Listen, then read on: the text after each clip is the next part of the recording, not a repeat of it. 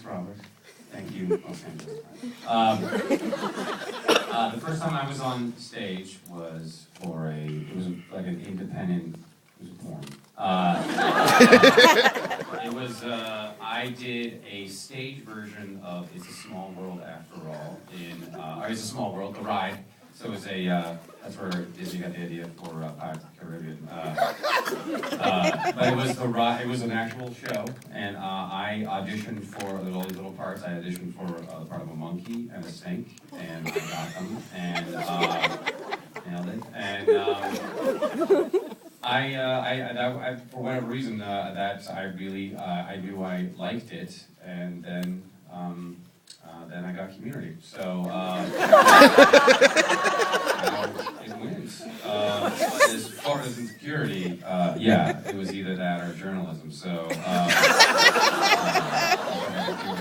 you did make the right choice.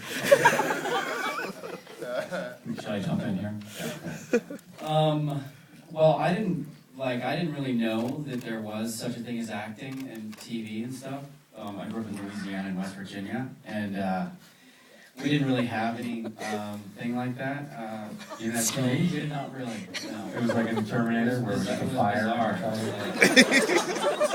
But so I didn't really. I mean, the first thing I ever did was my last semester of college, and I studied something completely different, and I ended up just kind of throwing that away and moving to New York, you know, literally on a bus with a bag. And I don't know, I just started, you know, auditioning for theater and like regional theater and started doing that. And then this was when I remember doing all this really intense acting, these intense acting classes where you know, do like when you were born, like you try to get back to when you were born and, you know, in the womb and stuff like that. So I became like a more insecure person as I progressed through the career. But I kind of got a late start and you know, sort of came out to LA about 8 years ago and got True Blood. I don't know. Can you do that birthday scene now? Oh yeah, I could definitely. That's why I'm here tonight. See that? No, I had a very similar experience. I grew up in a really small town in Virginia, in a coal mining town, and I always loved the idea of being an actress, but I didn't really think that was an option for me. It was much safer to do something in the medical field or be a lawyer or something like that. So, and we didn't have drama in our school growing up. But I took a class in college and I really loved it. Was always insecure, going back to the insecure thing. I've always been insecure, never had a problem in that department. Still am, feeling it now. But no, so I loved it and I thought, well, I think I'd really like to do this, and moved out to LA and tried it, and now it's good. I still feel like a geek, but things are better. Like I have breakfast in a ball gown. I ride to work on a unicorn. Things are going great. You're rainbow gray. I understand that you read obituaries on the radio. That was sort of your beginning in show business, right? Yeah, it was. So I begged and pleaded for this job at the local radio station, which was kind of basically in a trailer in the middle of the woods.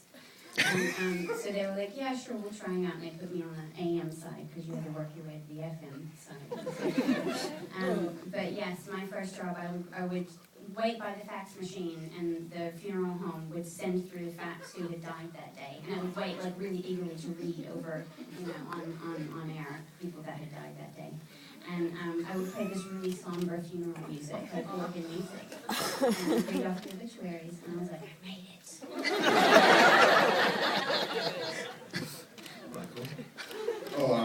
My first experience, I did a play called What Love Is when I was in second grade at my church.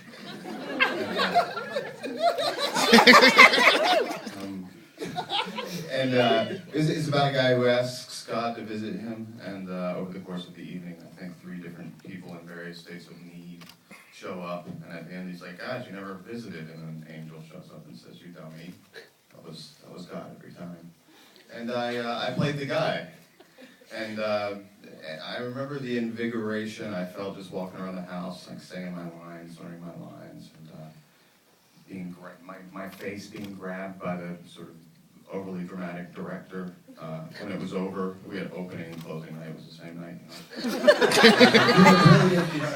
Just that feeling of, was I? You know, and I feel brilliant. You know, I mean, there was a sort of, but I think I kept that appetite pretty quiet. Maybe because there was insecurity surrounding it. I mean, didn't want anybody to poop on a dream that I, as a result, sort of kept to myself until maybe I set myself up. I was far enough away from home and I could just, you know, try to do it instead of announcing it like as a high school student. That's what I wanted to do. So maybe there was some insecure part of me that I was trying to keep safe, you know. I grew up in Chicago, which has a wonderful theater community, but I started talking about acting long before I could have known what it was. I was literally 3 years old, and no one in my family did it.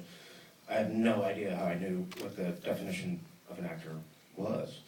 And my parents did their damnedest to dissuade me. They really didn't know what the heck to do with this kid. That's all I talked about. So then came the insecurities because they forced me into soccer and t-ball, which was just a miserable experiment. For those of you who don't know t-ball, the ball is placed on a tee, and I struck out every time. And when we were in the field, I was the catcher. There's no pitcher in t-ball.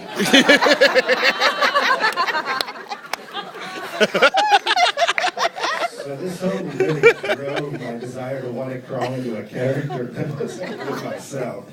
And finally, at 7 years old, there was a community theater having opening auditions, and they wrote about it in the paper. They said, "You want to go down there and see, you know, what it is to audition? This is what actors need to do to get a job." And I said, sure, and ended up leaping right on stage and attempting to sing the national anthem with a mouthful of Bazooka Joe bubblegum. And they hired me to be in the chorus, and I think immediately regretted it, because from that point on, the only direction I got was just sing with less volume. I think they just wanted a kid on stage. And then, you know, Chicago, if you're not athletic, you're pretty much not cool. So as my theater career evolved, and as my best friends in the chorus of the production of Pippin I was doing influenced me, and my dress turned from, you know, Cubs jerseys to leg warmers and eyeliner and fedoras. It was pretty much just a free-for-all in the schoolyard that beat the heck out of me. But now I eat breakfast in a ball gown as well, and all is good.